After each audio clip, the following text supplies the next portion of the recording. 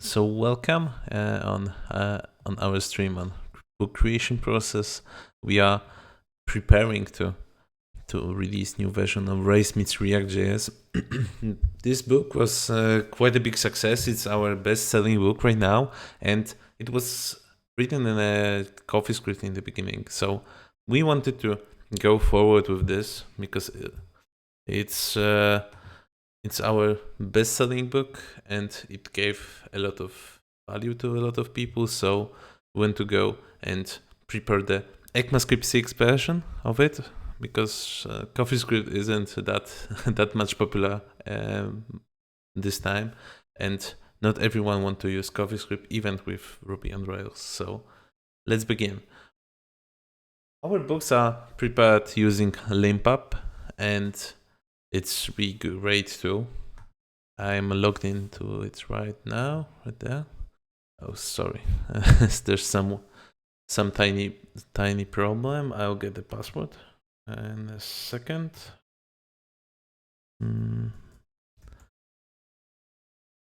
Give me a second. I just logging in on the another screen. So LimpUp is a publishing platform that you can use to create your own book.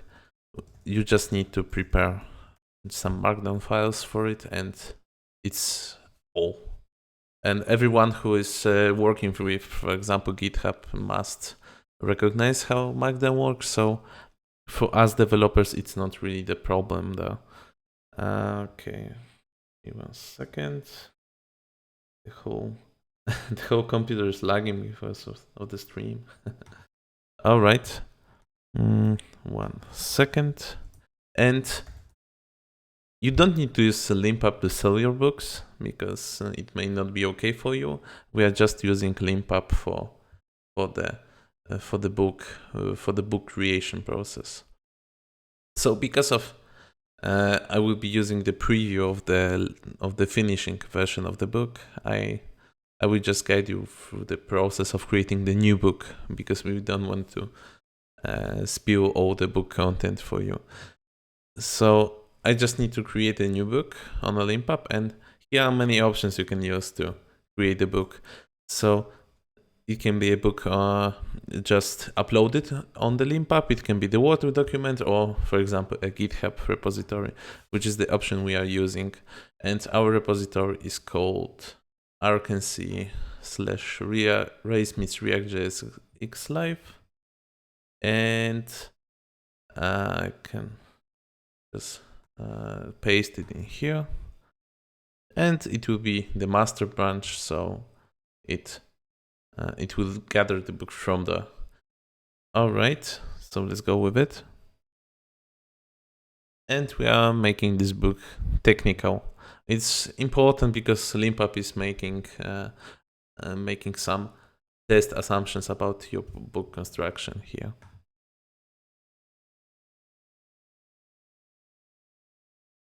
All right, I forgot the title. Let's call it Race meets React test.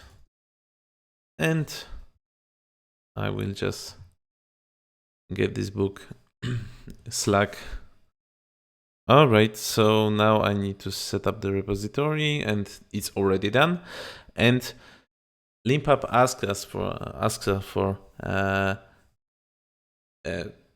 giving construction of the book. So if we don't construct the book in the way the LimpUp wants, it won't work. So you need to have a manuscript directory in here, which I prepared. And inside of it, there's the whole book structure. And the most important file here is the book.txt. So it's a text file that gives you all the chapters that LimpUp will gather and make a book from them. So when LimpUp will read this file, basically, it will just take these files that are listed in another lines and just make a book from it. So in this example, we get start, forward, and books like this. But before we can construct the book, we need to invite LimpUp to this repository, so we can do it easily by getting onto settings of this repository and into collaborators section. And we need to add the collaborator, which is LimpUp. All right. And this should be fine. And now LimpUp should have the access to the book. So when you get the structure and everything is fine, and LimpUp has the access to our repository, and we got this book text file with all the chapters, and we just finish structuring our book, we can generate a preview, which is in PDF, MOBI, and EPUB files. So we need just to get on this page, onto the preview section. And here we can ask LimpUp to generate the preview for us. And let's not send an email when it's completed. And the cool thing is that LimpUp can also generate us the sample book. So if we want to give our readers the sample before they buy a book, we can generate it for them. And you can do it by defining the sample.txt file, which isn't here in this repository. All right.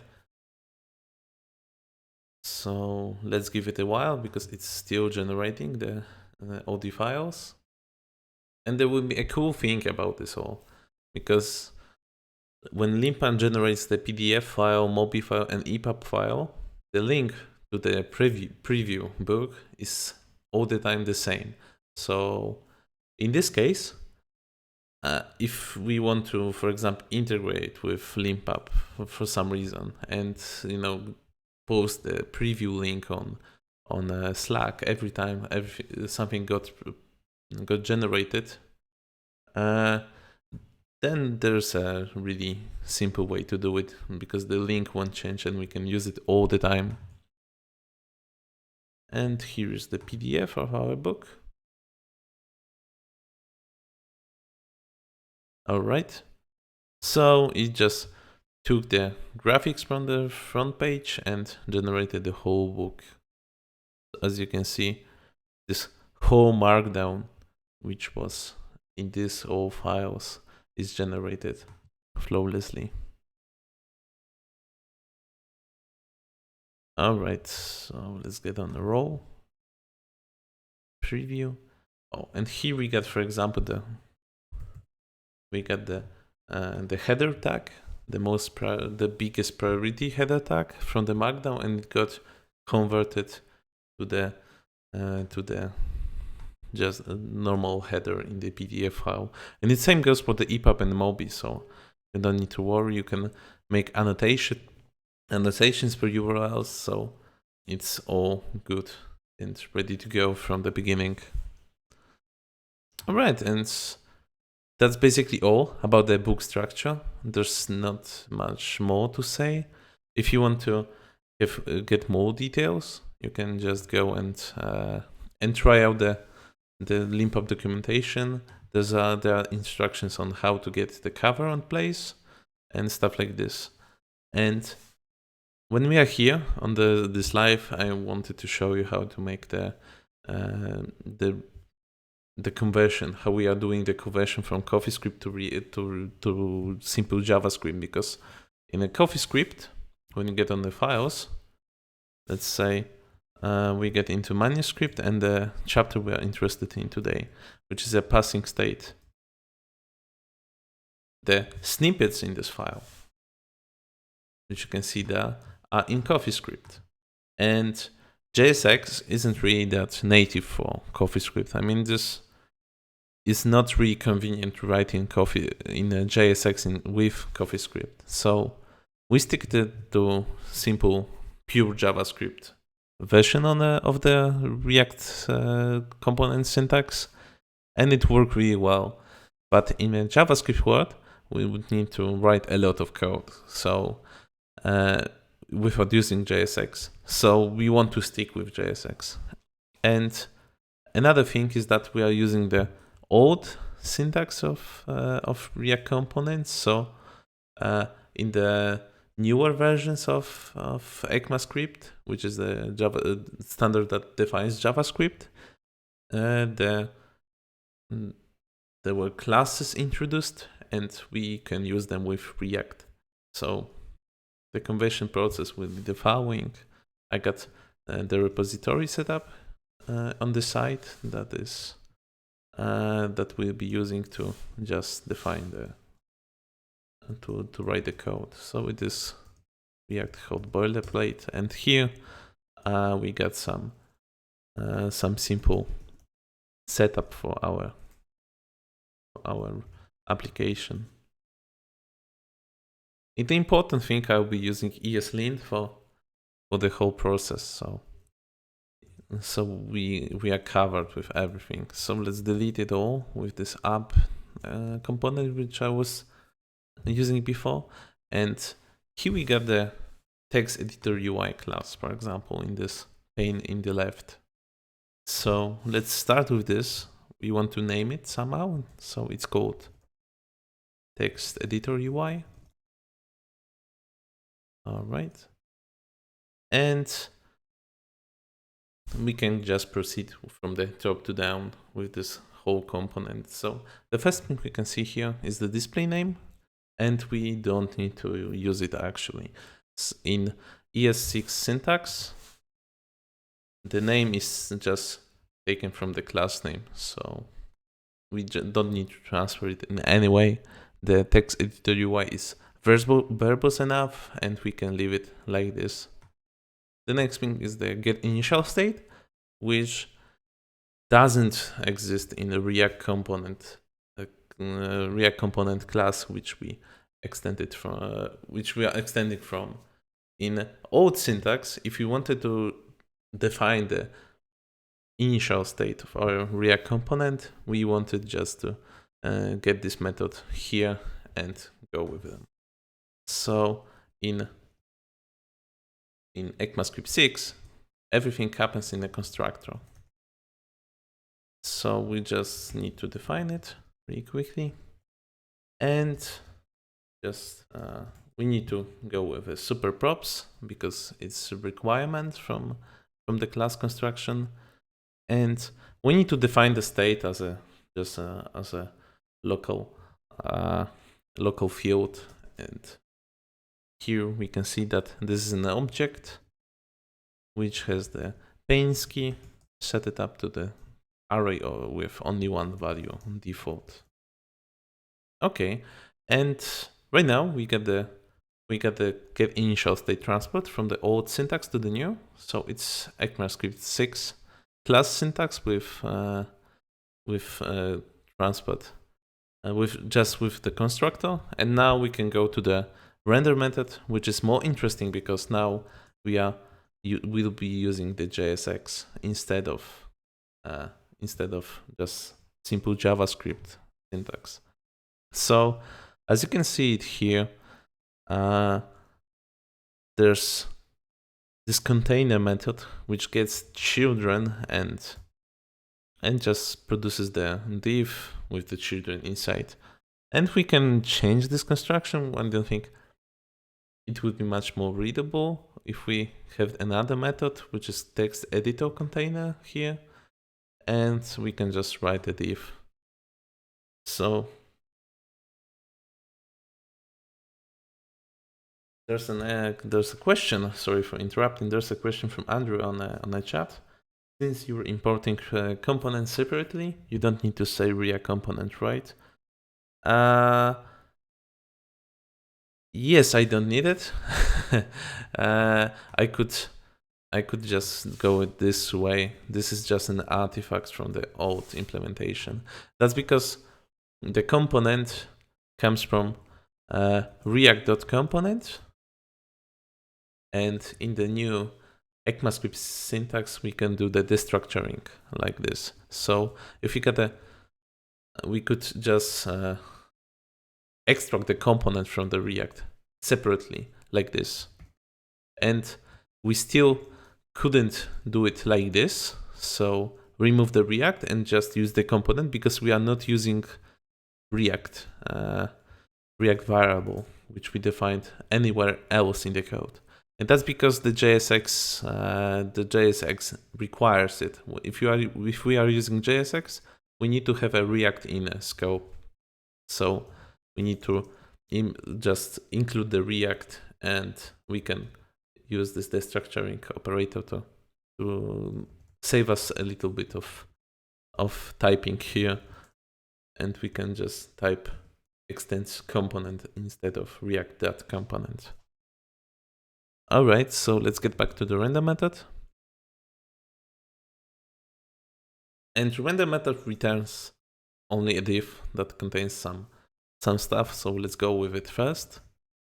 And this was this div here on the right. So it was react.div, and it has some children, so let's try to emulate it.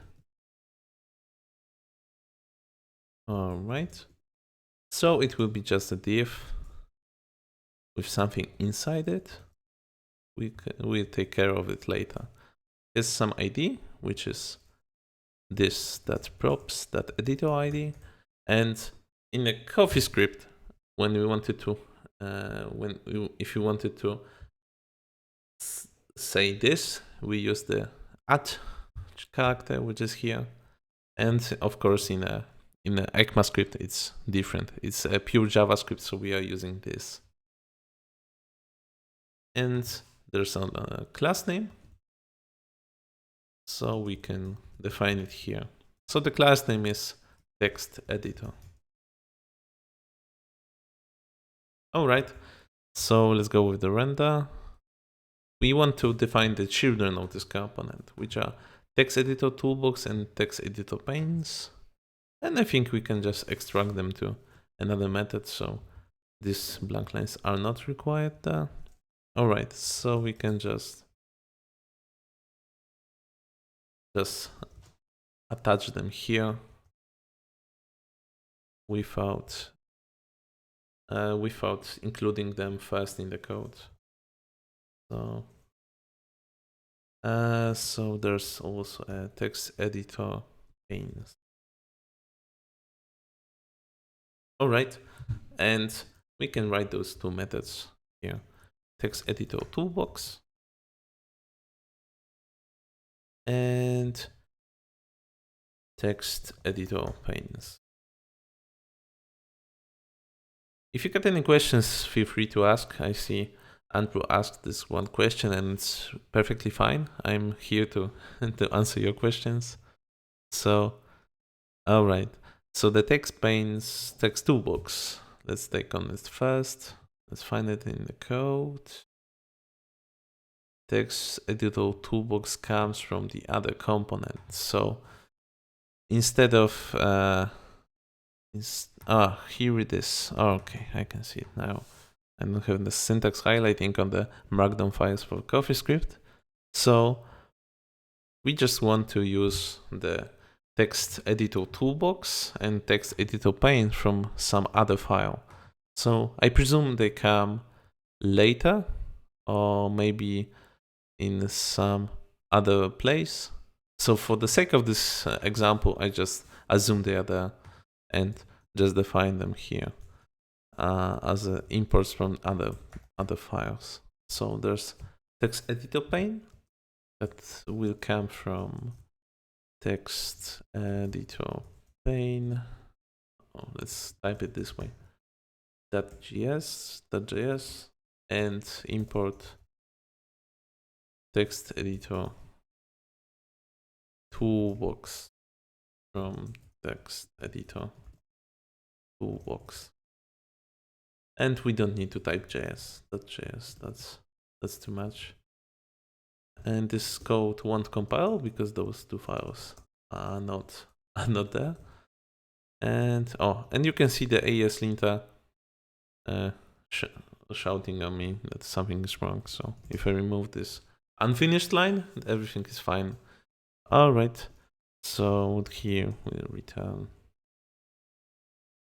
just a text editor input, text editor toolbox. Sorry, with what is here? Text editor toolbox with for okay, for this props editor ID. If you have worked with ECMAScript 6 and React, you may have met the problem with binding the methods.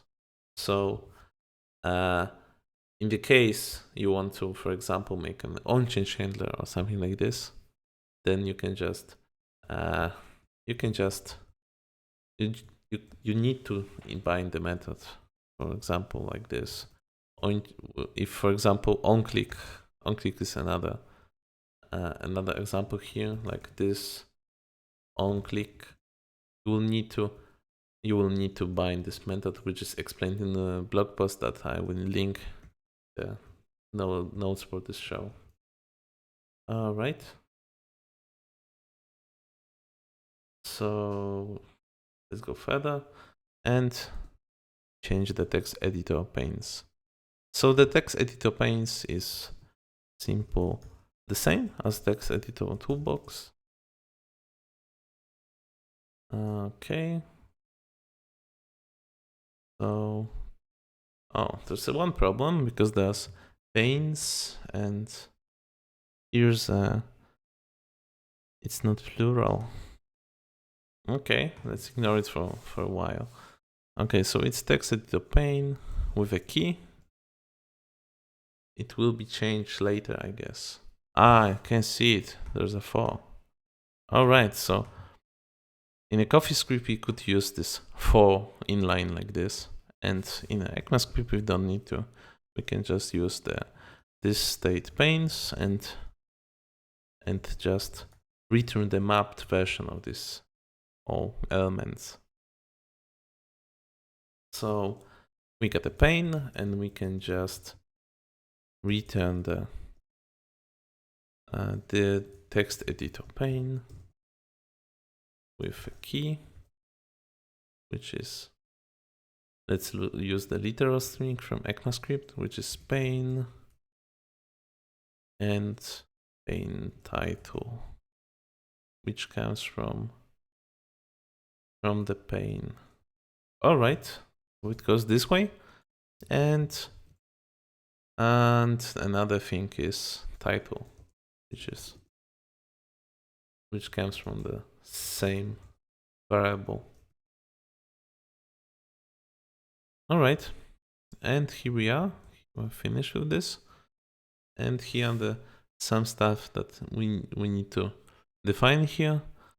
So this component, or rather instances of this component, will be used later by some other code. So after rendering the React component, using, for example, React DOM render, we can grab this component and execute some method on it. So, for example, I could say React DOM render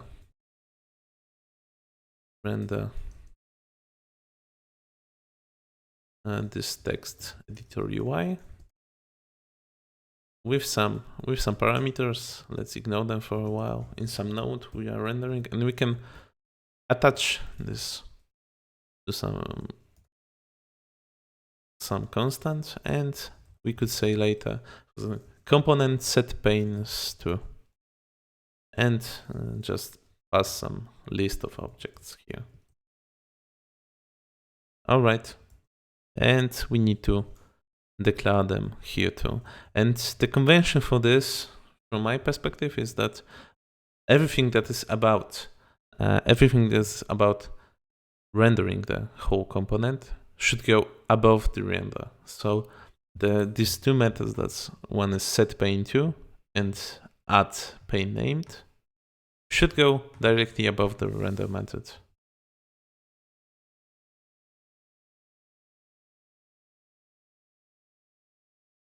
All right, and add pane name, and just simply, we don't need to bind these methods, so you can just simply go with this set state and panes panes. Just send those files here. And this set state panes. This state. We want to concat this, so this state panes. I don't like it, so let's change it like this, new panes. It's this state panes, concat name. And here we are, we got the whole component ready. We could define this. Oh, here's the problem. Because that was an example that wasn't supposed to be here. So that's basically it from the point of just transferring the CoffeeScript stuff to ECMAScript 6 stuff. So as you can see, it's not an easy task. I mean, it's really hard to automate. So we need to take a lot of care about handling all of this and test it more carefully. And I got some methods to help myself here. So when we get back to the Chrome, I prepared some list for me and my coworker, which are working on the book right now. And there are some phrases that are useful to grab when working on transferring from CoffeeScript to JSX with ECMAScript 6. So these are this, which is this with add character and set state and factory stuff, things like this. If you are not using JSX, you were probably using factories and create elements. So these are really useful to grab. And things, of course, like CoffeeScript, which we are using extensively in a book. Get initial state is really helpful to be grabbed. And things like, or some deprecated things like React find DOM node, which got to React DOM find DOM node. But this isn't really CoffeeScript related. And there are a couple of things that just got rid of from ECMAScript 6 classes, which are the replace state, component will mount, which should work, but the constructor is much better place for this handler, and get initial state. So these are all of the things that you should use. And there is a last thing I want to give you, because there's not really a big point of getting on more details in here. So I was telling some people when I was preparing this live that we prepared some coupon code for you all.